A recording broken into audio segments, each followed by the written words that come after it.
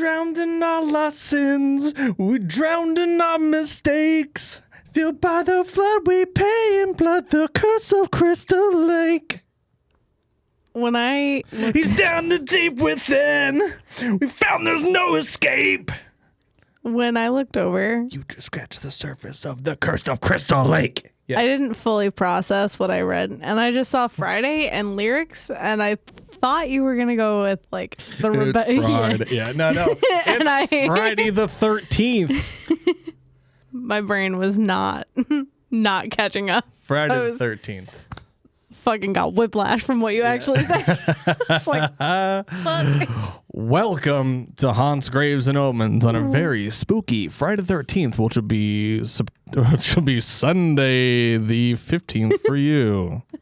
Yeah. Boom. Welcome. Happy Friday the 13th, y'all. We out here. But welcome to Haunts, Graves, and Omens. My name is Fred Stewart. With me, as always, my lovely co-host. What the fuck is that cam, dude? Short King cam, dude. Go back to that cam. I'll tell you something. Let me tell you something a little bit. Why is it fucking blurry when I whatever? Okay, whatever. It's me. Hi, it's Taylor. Hi, Tim. Hi. How are you? Doing good. And with us running cameras and sound, finally back in the studio is Mr. Marty Gallick. Mr. Marty Fat Fingers Cowick because I hit the wrong button. Yeah. Well, yeah. We are Look at these bad boys real quick. Look at those fucking fingers. Beaters. We are just a few short weeks away from episode 100. Very excited. We are also 1 week away from 2 years of Haunts, Graves, and Omens. It's crazy. Crazy. It's wild. It's pretty wild. It was pretty weird to be doing this for 2 years. Have you had a good 2 years on HGO? I have. What's your favorite out of the last 100 episodes, Marty? What's your favorite, almost 100 episodes? What's your favorite episode? I'd have to say I had a lot of fun on the Killdozer episode. Yeah. For sure. I'm trying to think. I always do like the Reddit scary story ones, especially the knife guy. Yeah. Oh, yeah. Yeah. Yeah, thank God I'm alone in my room by myself. No, you're not, said knife guy. Yeah. Yeah. So stupid. Yeah, it's a classic. Yeah. What about you, Tay? I really like the Yowie episode. I think that's fun. I still like the Hat Man episode a lot. I still think that is like one of my top favorites. Yeah, it's a fantastic episode. One of my personal favorites is the Lisa Napolitano episode, where it's just the most Italian American UFO encounter, dude, or alien abduction series. She's like, goes, alien lady? No, me. I'm Linda. It just made me fucking die, dude. It's so funny. I think one of my favorites actually is that fucking those bank robber guys that tried to go into. Yeah, I love that story. That was a good one. Yeah, was a National California Trust heist. Yeah, the National California Bank heist. That's another fantastic story that makes me fucking laugh of just how they like over the first day they're like, oh, I guess wants to come back tomorrow. They had a whole weekend to themselves just to rob this bank. Yeah. It's insane. Well, in honor of those two monumental episodes that are be coming out over the next few weeks here, I figured we could do something for Friday the 13th that wasn't necessarily Friday the 13th related, but it kind of fits in the supernatural theme. We're going to continue on our U.S. Most Haunted series. And guess what? We're going to Alabama. Alabama.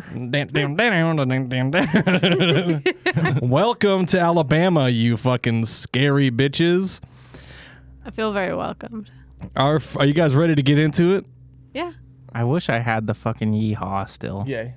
Yeehaw. I don't have it anymore. Oh, you don't? No. Damn, that's a shame. Darn. Yeah, that was a good one. Let's raise the ambience a little bit. Let's get into the spooky feel. Let's feel it creep into you. Can you feel it? Yeah. Oh, perfect. Our first stop in the Banjo State is Mobile, Alabama, where we visit a tree. Scary, I know, but this is no ordinary tree. This is the infamous Boynton Oak.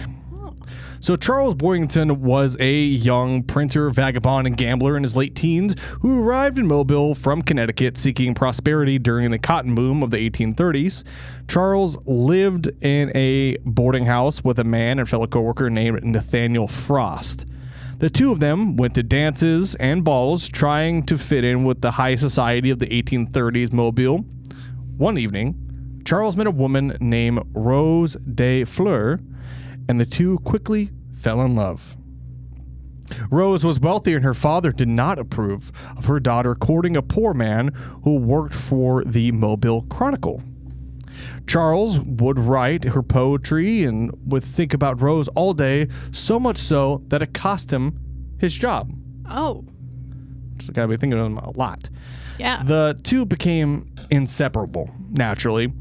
In the meantime, Boynton would take care of his friend, would care for his friend Nathaniel, who was suffering through a bout of tuberculosis.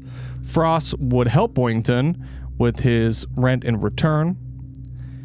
And on the afternoon of May 10th, 1834, Boynton and Frost went for a walk, because that's the only thing to do in 1834. Mm-hmm.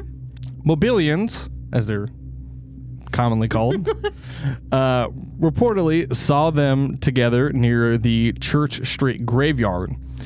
Boynton was alone when he returned to his home around 3:30.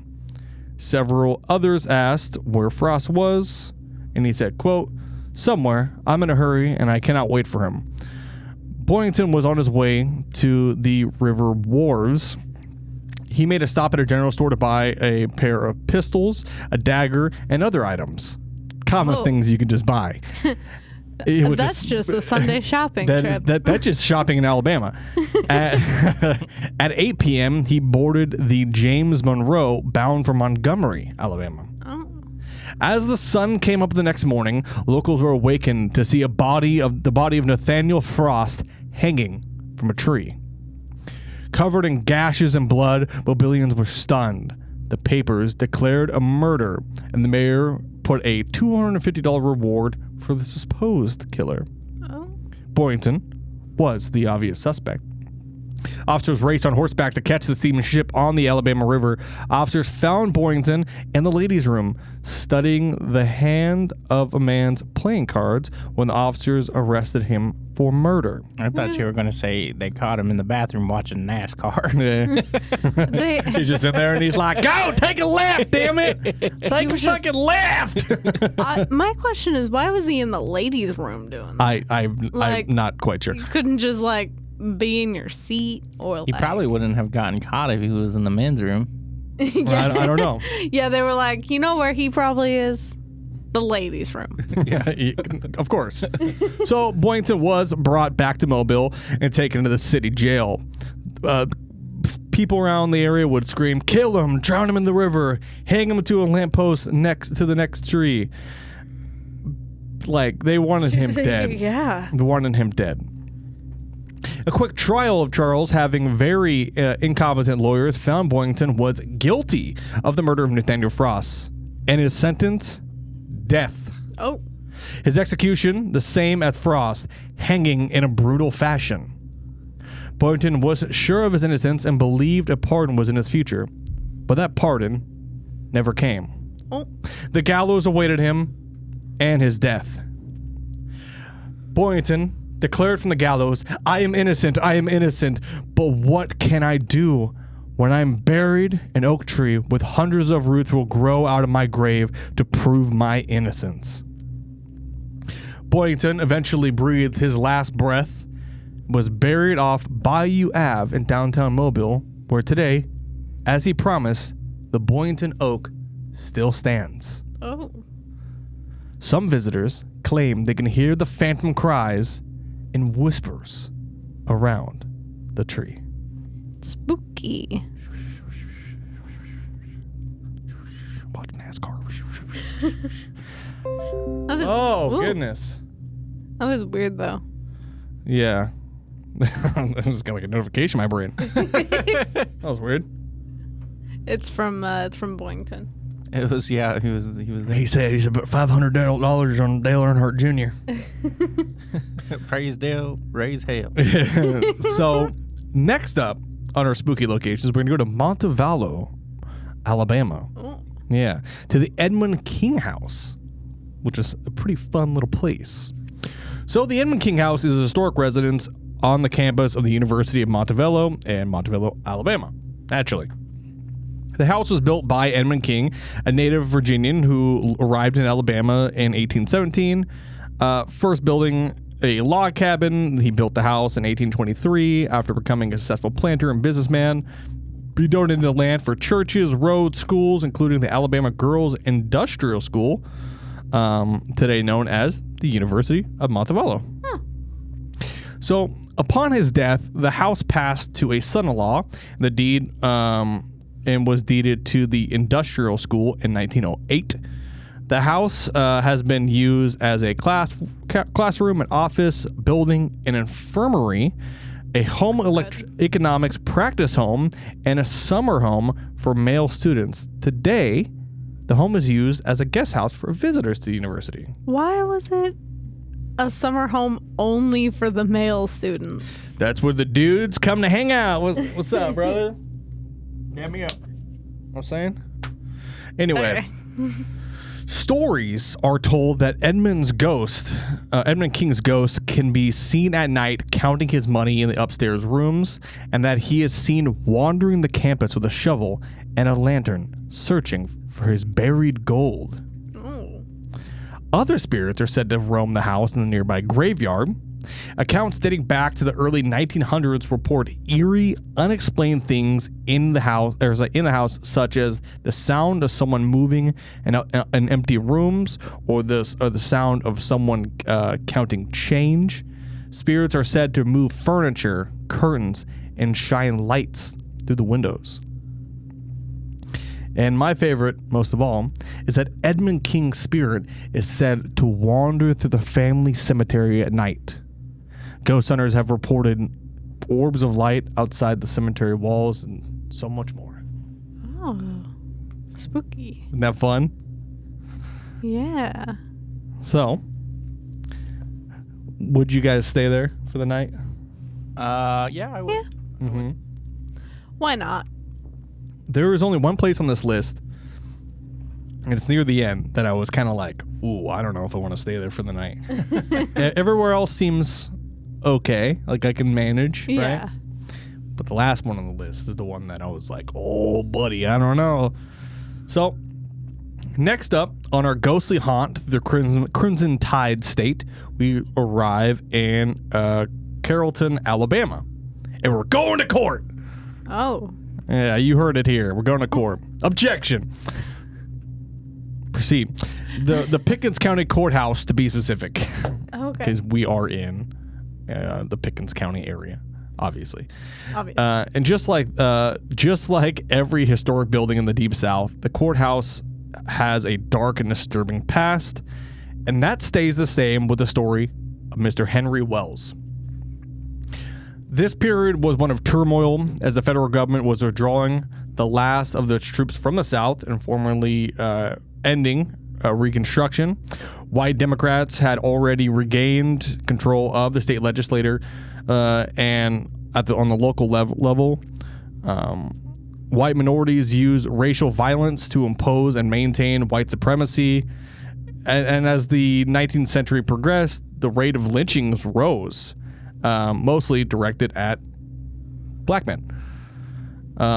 According to the West Alabamian, which was Carrollton's only newspaper at the time of the events, Nathaniel Pierce was being held on charges for murder when on September 26, 1877, an armed mob forced a way into the jail where he was being held, took him outside the city, and lynched him. Gee. Pierce's lynching was not reported as having anything to do with the burning of the courthouse. Oh. They did it just to do it. That's fucked up. So, the town already suspected Henry Wells as being an accomplice. The town suspected that Henry Wells and an accomplice, Bill Buckhalter, as the arsonist. burned the courthouse. A story from the West Alabama on December 13th, 1876 said that Wells and Buckhalter were suspected of robbing a store on the night of in 1876 when the courtroom was burned. The newspaper reported that the stolen merchandise from the store was found in their homes, but that supports the part in the robbery, not the arson. Mm-hmm. Buckhalter was arrested on January of 1878. He confessed to the burglary and blamed Wells for burning the courthouse. Oh. Wells was caught a few days later.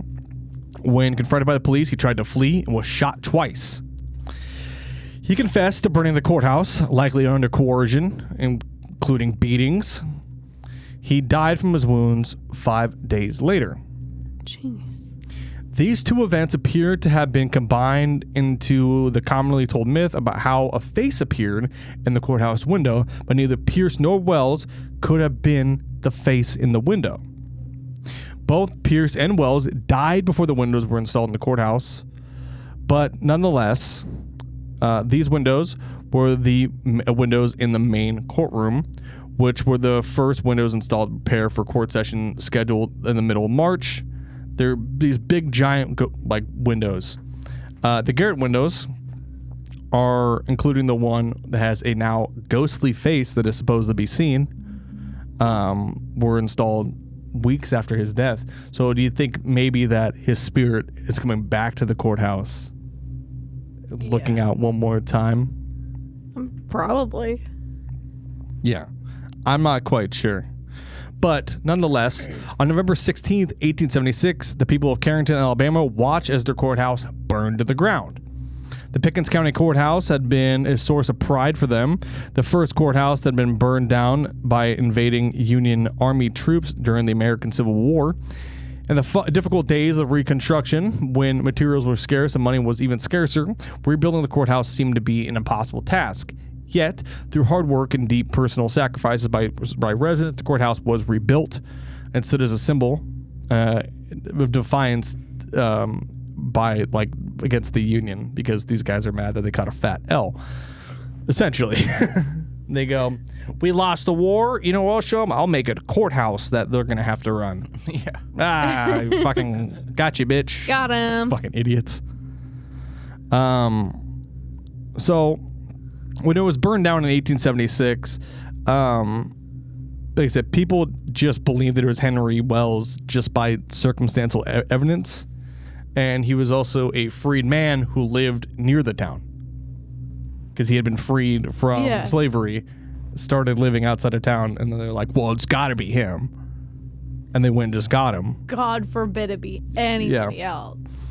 So Henry Wells was said to have a horrible temper, which had been involved in several brawls.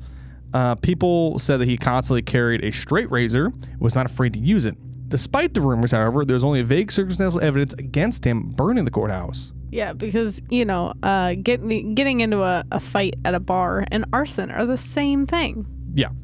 So, I mean, it was Alabama in 1878. So Henry Wells was a black man accused of burning down a symbol of pride for this town. He didn't do it, and then they went after him anyway. He was charged and arrested on 4 counts of arson, burglary, and carrying a concealed weapon, and assault with intent to murder. I feel like back then, in places like that anyway, like if you were accused of doing anything and you weren't white, or like if you were like black, they automatically like just assumed you did it. Yeah. Yeah.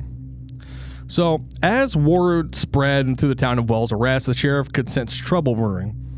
As the first few drunken men began heading towards the courthouse, the sheriff took Wells to its highest garret and told him to be quiet. But as the angry mob gathered below, Wells' fear got the best of him. He went to the window and looked out onto the crowd and yelled defiantly, "I am innocent. If you kill me, I'm going to haunt you for the rest of your lives." Just then, a bolt of lightning struck nearby, flashing the image of Wells' face, contorted with fear to the crowd below. The lynch mob forced its way into the courthouse, took the victim outside, even as continued to proclaim his innocence, and killed him. Jeez. Early the next morning, as members of the lynch mob passed by the courthouse, he happened to glance up to the garret window. he was shocked to see Wells's face looking down at him, just as it had been the night before when it had been illuminated by the flash of lightning. He rubbed his eyes and cursed his hangover, but he looked back up. There was Wells. He screamed, and the others arrived, and they all remembered Wells' prediction. If you kill me, I'm going to haunt you for the rest of your lives. The face remains in the courthouse window to this very day. No matter washing has been able to remove it. On at least one occasion, it is said that every window pane of the courthouse was broken by a severe hailstorm. Every pane, that is, except that with Wells' face. Oh. Another local version is that Wells was awaiting trial for being falsely accused of sexually assaulting a woman. A lightning storm brewed. Angry mob gathered to lynch him. He told them, if you lynch me, you will see my face forever. Lightning flashes. His face is stuck there forever. But nonetheless, his face is still in that window. That's crazy. It's a fantastic, terrifyingly story. It's just this.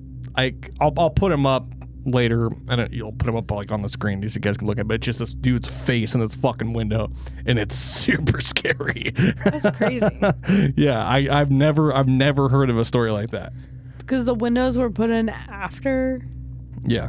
Oh. Weird. So whether the legend of him standing there and being like, I'm going to haunt you for the rest of your lives, and the lightning flashes, if that's true, fucking A. That's pretty gangster. That's fucking terrifying, dude. Yeah, I don't know. It's pretty spooky. For our next spooky location, we travel to the Tombigbee River for a very unexpected haunt. A steamboat named the Eliza Battle. Oh. Toot toot. Marty, give me your best steamboat impression.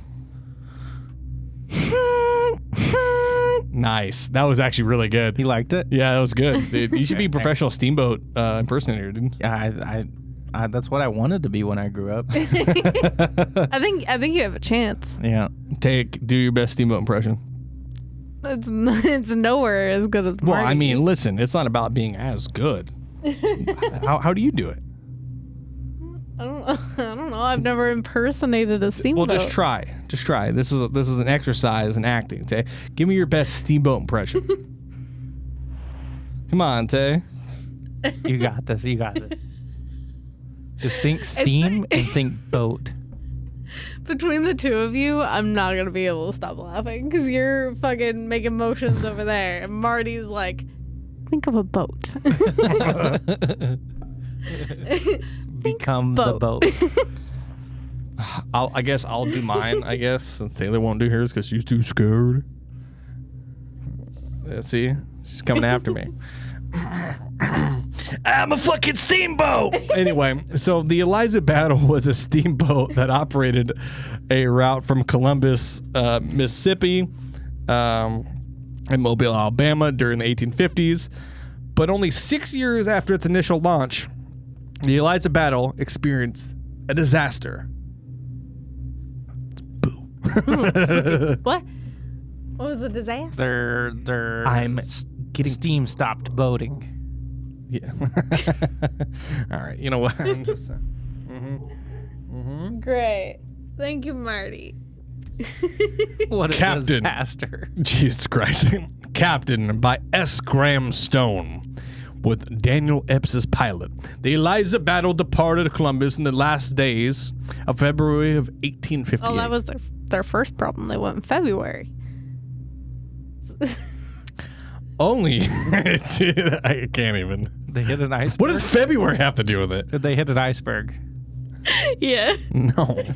They fucking didn't. It's also fucking the South. Hey, we've covered this before. There is icebergs in the Great Lakes. There's got to be the iceberg in Mississippi, bro. What, you have heard about the Great Iceberg? Yeah, bro. Of Alabama? This is the most lowbrow show, I think the doc might be smarter than this sometimes. And that's just us talking about dick and fart jokes, dude. And then there's this bullshit we were talking about. You ever hear about the giant fucking ice that lives in the South? No, doesn't exist. The giant iceberg in the Columbus in Alabama? Yeah. No, that's a thing. The thumbnail, just an iceberg. It's also not an iceberg with the caption that says "The South remembers." You guys are fucking stupid. Jesus Christ.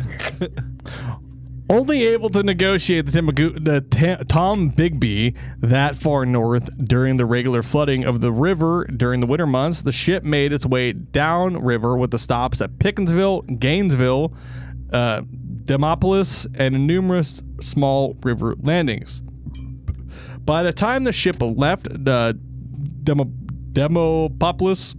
Demopolis, sure, on February 28th, 1858, she was fully loaded with passengers and more than 1,200 bales of cotton. Oh. During an already cold night, a strong north wind began to blow, with the air temperature decreasing another 40 degrees Fahrenheit in the 2 hours after nightfall. Starting to sound like real good iceberg weather. You guys are fucking autistic. There's got to be a I'm gonna put like a blanket on you like a bird, just throw it on you. It's like it's nighttime. It's nighttime, I guess. I was just waiting for my chance. You guys are fucking stupid. All right, it's fucked up, dude. It's Friday the 13th, man. Fucking me up. Jesus Christ.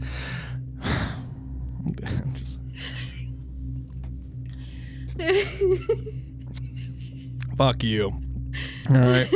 Whatever. It's not that funny. God. I don't know. It's putting me in a giggle fit. So Yeah, well, guess what? You're fucking wrong with your stupid iceberg. Because roughly after 2 a.m. on March 1st, 1858, about 32 miles downriver from Demopolis near Beckley's Landing, it was discovered that the cotton bales on the main deck were on fire. There you go, you fuck. It's burning to the ground. Burning to the water. Got him. Partially attributed to the strong winds, the fire soon spread out of control. Naturally, because everything back in that time period was literally made out of the most accelerant possible. Yeah. And they go, let's make these walls out of gasoline and paper. Like, fucking whatever. That sounds good. Insane. So the boat continued downstream out of control. Cut off from the lifeboat by the flames, passengers dressed only in their night clothes were forced to seek refuge in the icy river. Some survived by floating on top of cotton bales. Oh. So, the Eliza battle finally came to rest above Kemp's Landing near the modern Alabama State Route 114 bridge over the river near Pennington.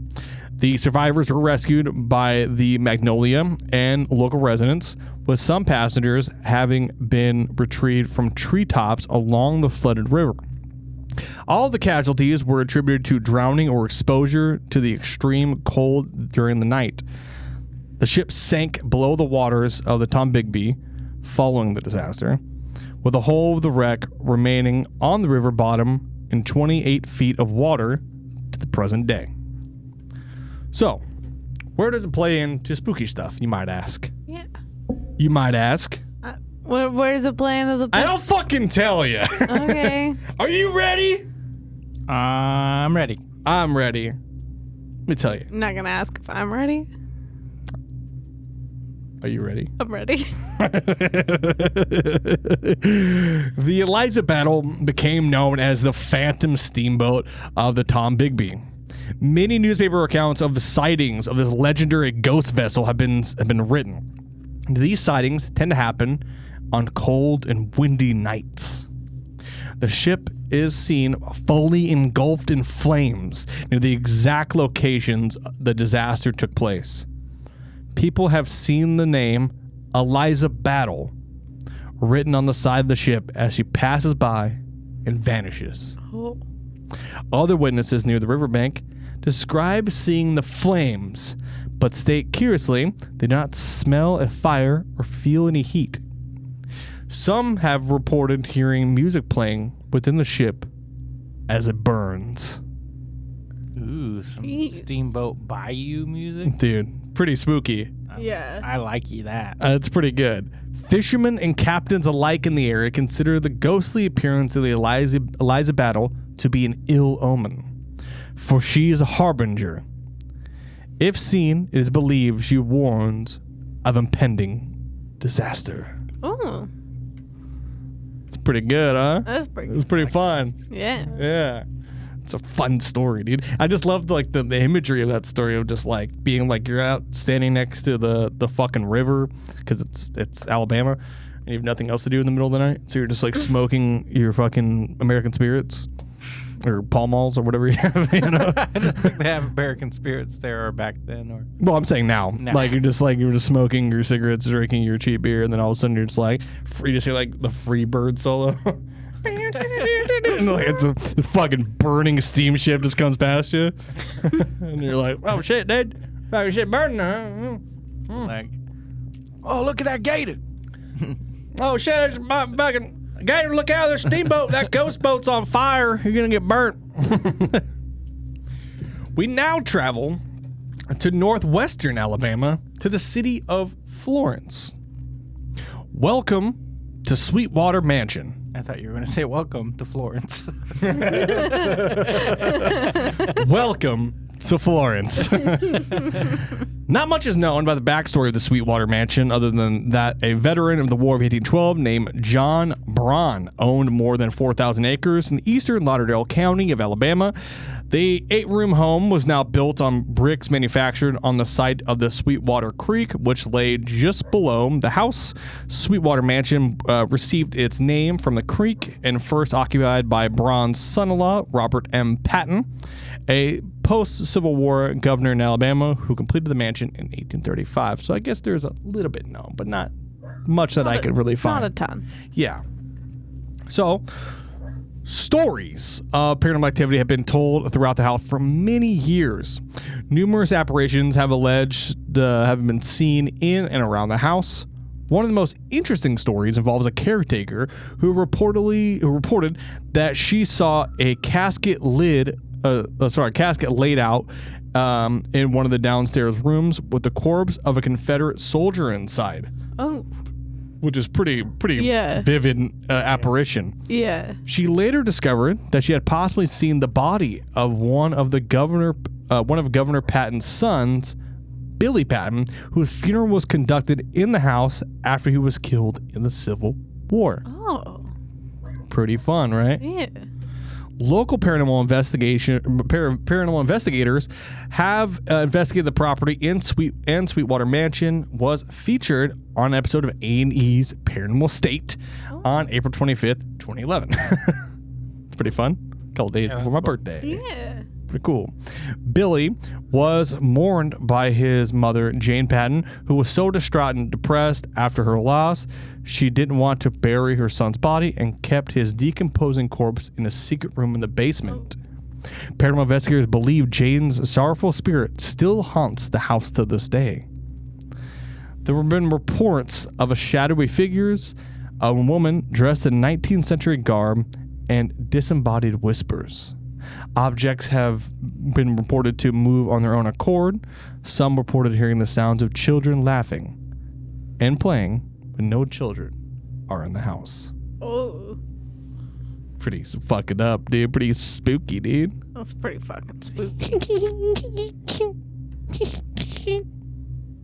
Yeah.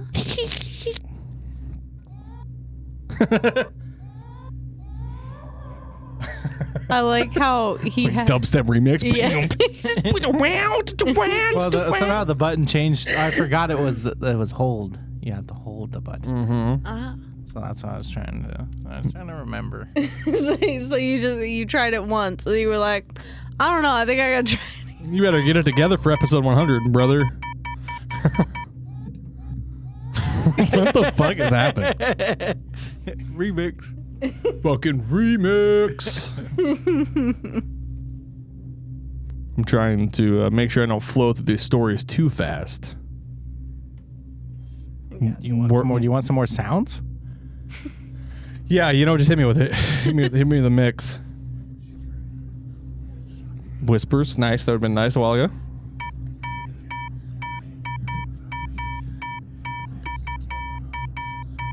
All right, that's enough of that.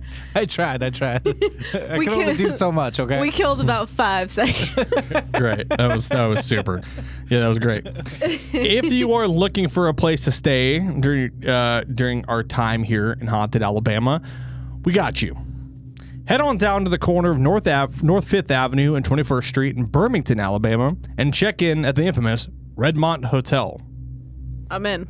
You're in. Immediately. I'm in. Perfect. So, the Redmont was opened May 1st, 1925 as a 200-room hotel with plans by an architect, G. Lloyd Preacher of Atlanta, Georgia.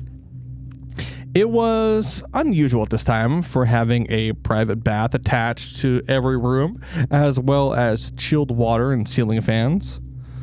The Rainbow Room Lounge debuted in 1937 and became the watering hole for the informal group of influential persons called the Knot Hole Gang, which definitely sounds like a bunch of people who just stand around and jerk each other off, but I don't know. Now I mean- known as the Backstreet Boys.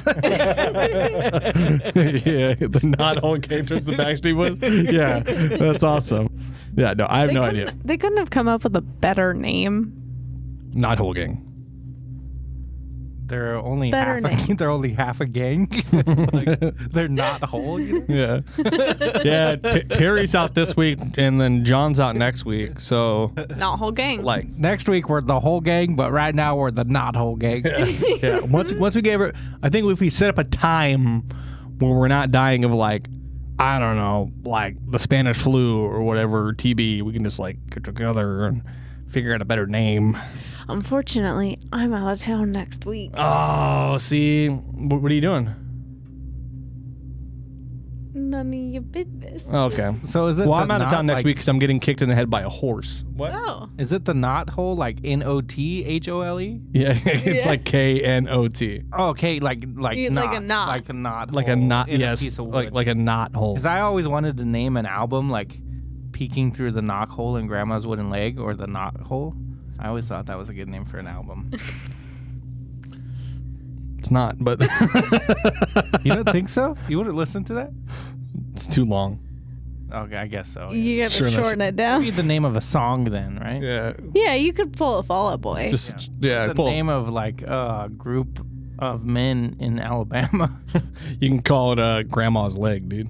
Yeah. It's a better name. Yeah. Anyway. In 1946, the hotel was purchased by a businessman and hotel magnate Clifford Stiles. In 1947, Stiles converted the entire top floor into a New York-style penthouse apartment for himself and his family. The elegant penthouse is this fucking beautiful thing. It's got a private elevator, lawn for pets, and was the scene of many glorious parties. Some say that Stiles, who died in 1975, still haunts the building. Even stranger, in 1952, singer Hank Williams spent his last night in the Redmont on an uncompleted trip to Montgomery, from Montgomery to Charleston, West Virginia. Oh. Pretty crazy. Yeah. Guests at the Redmont have reported some unusual incidents, including doors that open and close by themselves, the furniture or baggage moving around on its own accord. A ghostly woman in white has been spotted on the 9th floor, and an apparition of a small dog is sometimes seen roaming the hallways. I don't know why it didn't get added in this, but it was also a thing about how people see Stiles like throughout the building. Yeah. Like just in his nice his nice garb, looking very swagger, walking Kind of around. vibing. And people have also reported seeing Mr. Hank Williams Oh. roaming That's around the cool. hotel. That'd be cool. I want to go there. Yeah, that's pretty cool. Yeah, no, I'm down. I would like to go hang out with the ghost of Hank Williams. Me too. Yeah, That sounds pretty cool. I agree. Fucking one of those legendary country singers of all time, dude. Pretty wild. Now, for our next location. You guys ready? Yeah. You guys ready? You guys I'm ready. I'm ready. Actually, changed my mind. Not ready. Yeah. Okay. Well, that's too damn bad. Well, in that case, what out of all the places that I've talked about so far, what would you guys want to visit the most? That last one, I want to see Hank Williams. I like haunted hotels. Yeah. Well, I'm always down for a good haunted hotel. I want to go stay at the Clown Motel in Nevada. You have fun with that? It's haunted. I want to go see the icebergs. Shut the fuck up. The Nevada Icebergs? Jesus Christ. The Nevada Icebergs, the Michigan, or the Alabama? The Alabama one. Okay. All of them, actually. I'm gonna finally open up the merch store, dude. I'm gonna make Alabama Icebergs. Make that a fucking like varsity shirt. yeah. Alabama Icebergs. We're slow, but we'll kill you if you get close enough.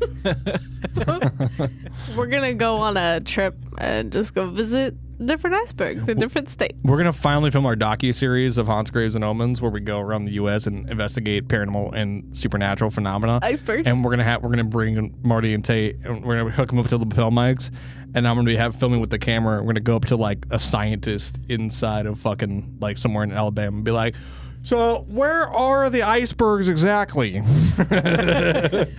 guys are here to investigate ghosts. No, actually, we're Listen. much more interested in the iceberg phenomenon. Listen, it was a group vote. 2 of the 3 wanted to go see the icebergs. So, I don't know what to tell you. It's an educational trip, Dad. You guys are fucking stupid. This is why we should bring back hitting kids. Because if you guys got hit enough, you guys wouldn't have had this problem. I don't think that's true. I don't know. Definitely should. I'm going back in time. Nah, I think this conversation probably would still happen. Yeah, probably. Everybody's still Can't going. beat the tism out of me. Holding on to it for dear life. I blame it on the Titanic. They made icebergs famous. Nobody else would give a shit about icebergs if it wasn't for the Titanic. You know? Yeah, all those people that died. Yeah. They blew icebergs out of proportion, you know? Yeah, they're blowing icebergs, dude. That's crazy. Blowing icebergs. That's when you, never mind.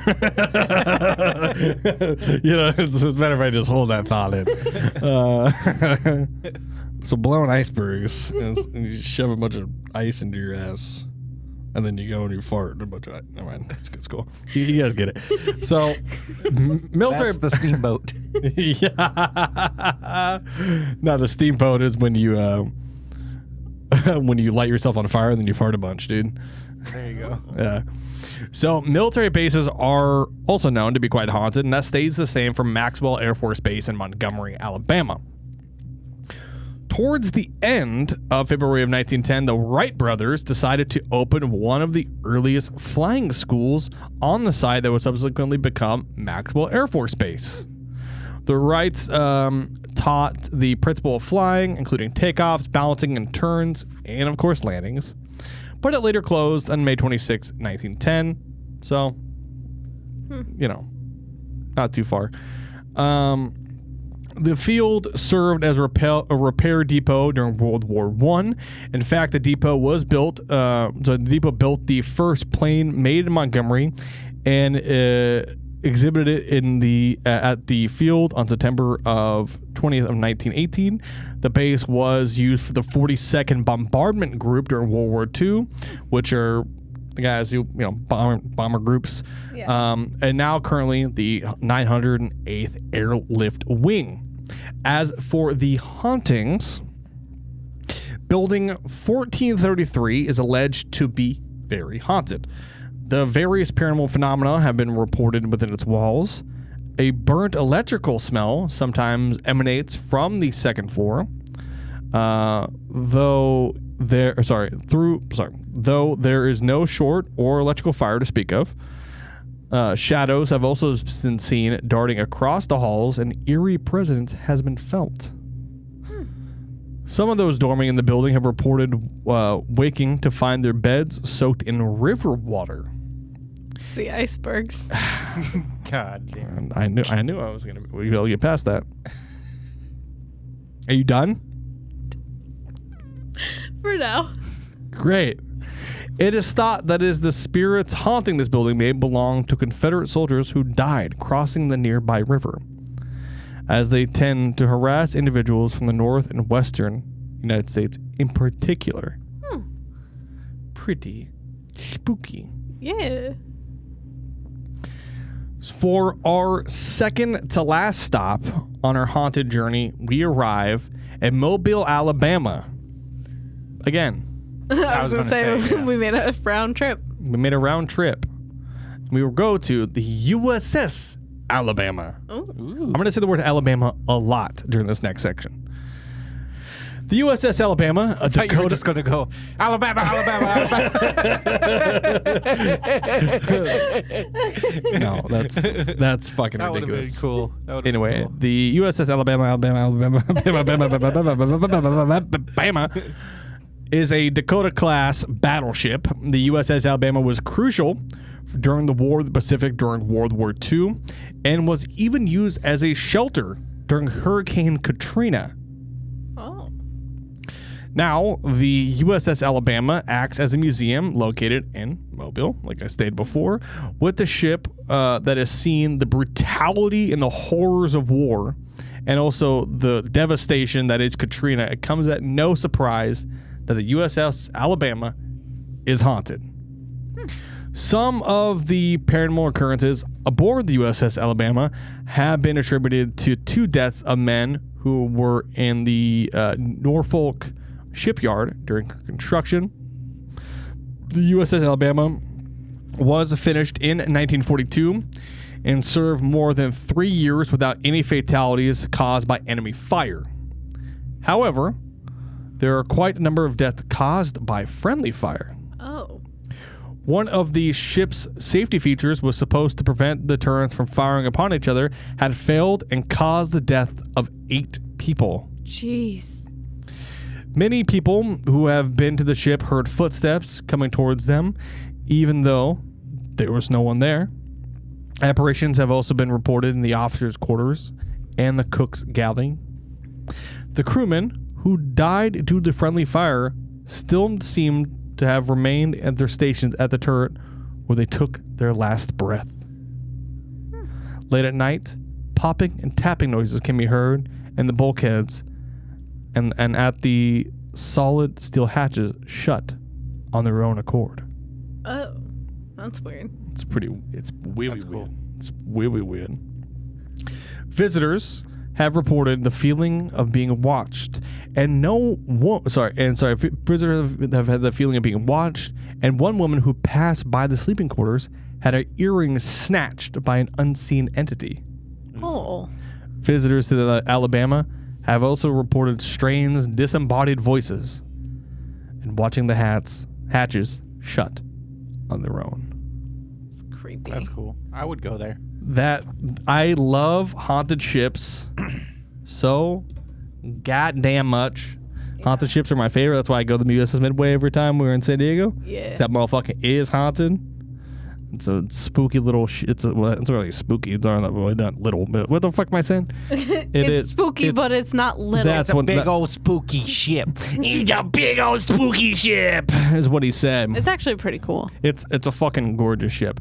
I just want to go and like visit haunted ships. Like that sounds like something that's Is it? I would go with you. that'd be fucking sick. The Star of India is haunted too. Isn't Star of it? India is very haunted. And Yes. it's right next to the Midway. Yeah, we've never been on it either. Which is crazy to me because we look at it every time and we're like, we should do a tour on there, and then it never. It never happens. Yeah. Maybe we'll do that this time. Yeah. Maybe. We'll see. We'll see. Maybe we'll just look at it again and be like, It's haunted. We should Just go there. take photos from the outside. Yeah. and then leave. Yeah. So, for our final stop on for Alabama's Most Haunted, we arrive at the most infamous location yet. Located in Birmingham, Alabama. And this is for fans of the shows such as Ghost Adventures and Ghost Hunters. This location will be quite familiar to you. Welcome to the Sloss Furnaces. Oh. My name is Zach Bagans. Never used to believe in ghosts till I came to Birmingham, Alabama. And looked at a furnace. Yes. Yes. Exactly. You're getting it now. I got it. It's connecting. I'm so proud of you. So from 1882 to 1971, the Birmingham's Sloss furnaces transformed coal and ore from surrounding acres into the hard steel that paved the way for the Industrial Revolution. From skyscrapers in New York City's glittering skyline to automobiles being built in Detroit, America came to rely on Birmingham and the Sloss furnaces for providing materials needed for producing thousands of products. So it was like smelting furnaces? Yes. Okay. Birmingham grew to a metropolis almost overnight and earning the nickname the Magic City. Oh. Pretty cool. But as with all progress, a price was paid in the currency of blood. Oh. It's a fucking line, dude. That was a pretty good line. In the early 1900s, James Slag Wormwood, let that settle for a second. Yeah, no, it's settled. Yeah, It's settled. His name is his name is James Wormwood, but they call him Slag. Why? It's fine. Like, none of that, like, how do you get slag from that? I'm pretty sure slag is a type of product that you get from slag, a stony waste matter separated from the metals during smelting or refining ore. So they just, I don't know. They gave him like a fun nickname. Be like, got him. It's like that's what we call Marty the Plane, because he's big and it's like a plane. Isn't that What right? they call you, Marty? No, he just calls me fat. No, yeah, I do. So Mr. Slag, if you will, was foreman on the graveyard shift, the period between sunset and sunrise, obviously, where the skeleton crew of nearly 150 workers toiled to keep the furnace fed. During the stifling summer months, temperatures throughout the plant would reach more than 120 degrees. Ew. Wow. Lack of sleep, the heat, and low visibility made working the furnace literally a living hell. And the poorest of workers, desperate for employment, would work it.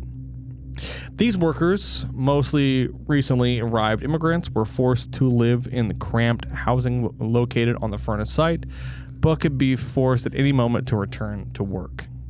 They'd probably rather work there than like McDonald's. Yeah, I don't think McDonald's was invented yet. I don't think so.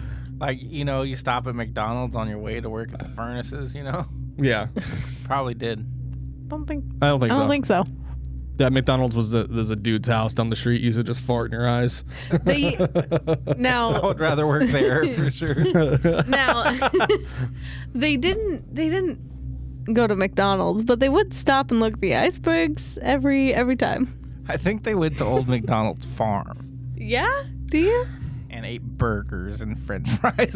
You guys are fucking stupid. It's really lowbrow. Yeah. It's pretty bad. It's okay. The fuck are you guys talking about? I don't know. I don't know. I'm in a mood today. I see that. Okay. It's fucking insanity. We don't even smoke weed or anything. This is just We're us. completely sober Yeah. all the time. I've drank a beer. It's Yeah. not Not, have you even? Oh, you did finish it. yeah. Mm. Pretty cool. So, to impress his supervisors, Wormwood would make his workers take dangerous risks, forcing them to speed up production. During his reign, 47 workers lost their lives, Jesus. 10 times more than any other shift in the history of the furnace. Wow. Wow. Yeah. Heat exhaustion, probably. Everything under the sun. Just dying, falling off of shit, getting fucking burned alive, whatever. God. Pretty good. Countless others lost their lives or lost their abilities to work due to accidents, mishaps, and even recorded explosion in the small blowing engine house in 1888 that left 6 workers burned blind. Wow.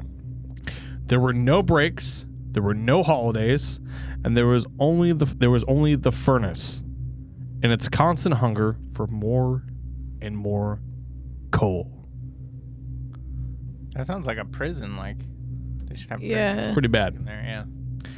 In October of 1906, James Slag Wormwood lost his footing at the top of the highest blast furnace known as Big Alice.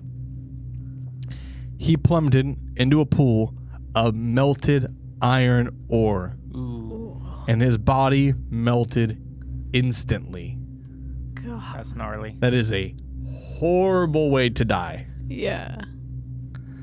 It was reported that Slag must have been Ooh, is that why they call him Slag? No, I think his name was. Slag beforehand. Okay, but that's ironic. It is quite ironic. It is reported that Slag must have become dizzy from the methane gas created by the furnace and lost his balance. But Slag had never set foot on top of the furnace during his years of employment. Oh. Many thought that the workers who had finally had enough of Wormwood's slave driving and fed him to the furnace, but no workers were ever brought to trial. Sloss Industries soon discontinued the graveyard shift, citing numerous reports of accidents and strange incidents that decreased steel production. Strange incidents. Oh yeah, let's get into it. Yeah. The legend of Slag grew each year after his disappearance or his death, because he just kind of went in. There's no getting him back out. Yeah. Workers complained of an unnatural presence they increasingly encountered throughout the worksite. A night watchman in 1926 sustained injuries after being pushed from behind and told angrily by a deep voice to get back to work. The man, upon searching the grounds, could find no sign of another living person. In 1947, 3 supervisors turned up missing. Found unconscious and locked in the small boiler room in the southeastern part of the plant, none of the 3 could explain exactly what happened to them. They all agreed they were approached by a man whose skin appeared badly burned and who angrily shouted at them to, quote, to push some steel. Oh. Which is fucking terrifying. Yeah. That's pretty cool. It's super badass, but that's super scary. Just this fucking burning, melting gun. Just like, push some steel. And like, fucking, whatever, man. You got it. Like, I don't even work here. Like, you got it. Probably the most horrifying tale occurred in 1971 when the night before the plant closed, Mr. Samuel Blumenthal. Whoa. Oh. Blumenthal. Yeah, Blumenthal. That's how it's said. Blumenthal. Blumenthal? That's cool. Blumenthal. Blumenthal? Sure. Blumenthal. Blumenthal. Whatever. The Sloss Night Watchman, who was just kind of, you know, like nostalgically taking a last look about, found him face to face with, quote, the most frightening thing he had ever seen. Oh. He described it as simply as evil and a half man, half demon who tried to push him up the stairs. When Blumenthal refused, the monster began to beat him with his fists. Oh. Just That's fucking crazy. striking him. Jeez. Just getting at him. Upon examination by Dr. Jack Barlow, Blumenthal was found covered with intense burns. And he died before ever getting to return to the Sloss. That's crazy. There have been more than 100 reports of suspected paranormal activity at the Sloss furnaces recorded in Birmingham police records. From minor incidents such as steam whistles apparently blowing by themselves to major sightings and the rare physical assault. It is interesting to note that the majority of these reports happen in the months of September and October at night during the good old graveyard shift. Some merely dismiss the occurrences as Halloween hoaxes. Others believe it as a restless spirit of a sadistic foreman, formerly known as Slag. That's pretty good. I like that. So you said earlier there was one place that you were kind of hesitant on wanting to go to. Which one was it? There's the Lost Furnaces. Yeah? Just by the sheer nature of the... Unless we had a large enough team, then I would be a little more good with it, you know? But Yeah. just the nature of this fucking rotten, just burning hot, demonic half man just fucking grabbing you and being like, get back to work. Well, I was like, fuck that, dude. yeah. I mean, it does also sound like maybe those are not like a super common occurrence. I don't know. I don't know. It said not so common. Or like... There was something fucky-wucky happening at Lost Furnaces. yeah. Listen, if we're in Birmingham, I'll stop it. I'll check it out. But In the daytime. I'll check it out at night. I just don't think it's a good idea. But I don't want to hang out there too terribly long. Not at the graveyard shift? You don't want to work the graveyard shift? That's Not Lost particularly, dude. Just the imagery of that dude just falling into the fucking vat of just molten iron, dude, and just fucking just melting, you know? Furnaces? All you see is the thumb. Yeah. Just just going out. It's like, God damn, he's so cool. I love Terminator. And it's like, yeah, he wasn't actually giving you a thumbs up. That's actually what happens when your muscles begin to contract when you're being burned alive. It's just... Yeah, it was called, because you ever heard of the saying called the hands to God? yeah. You know, when you get burned. When you're burned to death and your fucking hands go like this, so you kind of the hands to God. It's like that, but it's called the yeah, dude. It's when you're actively being burned alive. You just kind of go like, ah. Yeah. Yeah. Yeah, dude. Yeah, dude. Oh, Yeah, Sakura, dude. Did you guys have fun? Yeah. I did have fun. Good. And if you had fun at home, be sure to rate 5 stars, listening apps, like, share, subscribe on YouTube, all that fun stuff. You guys know what to do. There was a thing that I wanted to ask you guys about, but I forgot until like halfway through the podcast. Uh-huh. Did you guys watch that alleged footage of Bigfoot in Colorado? No, I did not. No. Oh, apparently, like, I mean, you know, most shit's a hoax nowadays, so you never know, but like a couple that was riding a train through Colorado has some pretty fucking good footage of like what, and it's kind of going everywhere around the internet. Well, if you're able to find it real quick. Oh, we can- it'll be, it's like, it's front pages of everything. Well, then let's Yeah. fucking Yeah. bring it up. I'll find I've said it I'll before find and I'll say it again. I believe in Bigfoot. And you know, I've you said it read the before and I'll comments say it and it's again. like If people you're alive, you're better off dead. What? people be like, Oh, I'll say fucking, it it's again. just somebody in a Wookiee costume looking to get some clout. Oh, better than looking to get some fucking puss, dude. They don't do that in Colorado. Yeah. Okay, let's see. Oh, God. let's turn- Love that. Ad. Turn that down first. Nope, that's the wrong one. Yep. You're getting it. Okay. We're getting there. Skip the ads. Okay, hold on. Let me full screen this. Full screen that. Sound or no sound?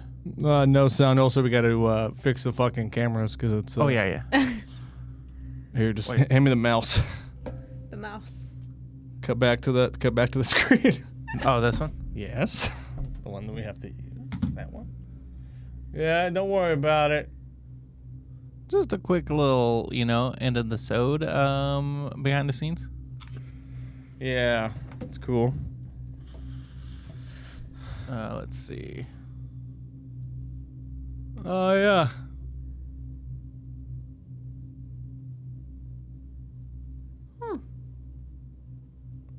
Yeah, I mean, it's a humanoid. That's pretty cool. Not quite sure what the Yeah. fuck. Might be a guy in a ghillie suit. I mean, it looks pretty Bigfooty. Yeah.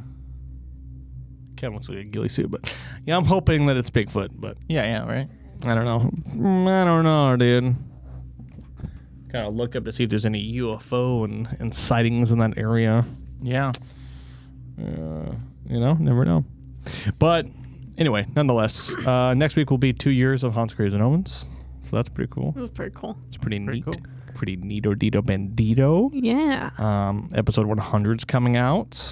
We're going to go filming episode 100 here in a few weeks. Might do a live stream while we do it, perhaps. Maybe. We'll see.